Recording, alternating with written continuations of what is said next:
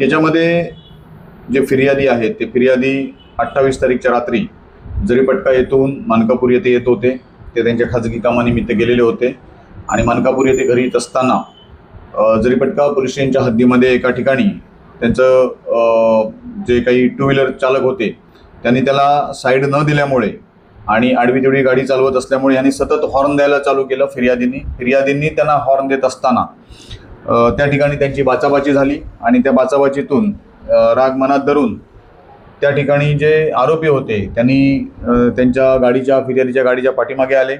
फिर्यादी हे मानकापूर हद्दीत त्यांच्या घराच्या जवळच्या परिसरामध्ये गाडी थांबवली असता या आरोपींचा जो ग्रुप होता त्या आरोपींनी येऊन फिर्यादींना पकडलं आणि त्यांना त्या ठिकाणी हाताबुक्क्याने मारहाण केली, तसेच दगडाने मारहाण केली. याबाबत घटनेनंतर ते रुग्णालयामध्ये उपचारासाठी दाखल झालेले होते. घटनेची माहिती मिळाल्यानंतर त्या ठिकाणी आमच्या पथकानं CCTV फुटेज तपासणी चालू केली.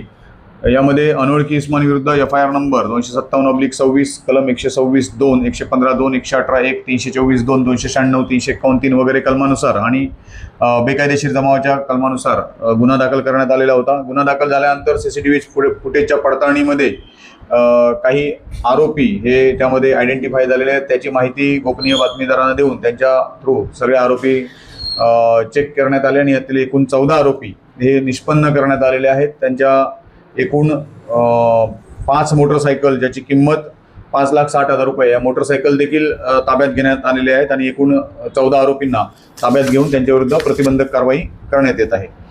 ही यातील फिर्यादी जे आहेत हे पोलीस अंमलदार आहेत, परंतु ते त्यावेळी कोणत्याही ड्युटीवर नव्हते. त्यांची ड्युटी करून ते घरी येऊन नंतर खाजगी कामासाठी गेलेले होते. ते गणवेशात देखील नव्हते. यातील फिर्यादी आणि आरोपी एकमेकाला ओळखत नाहीत.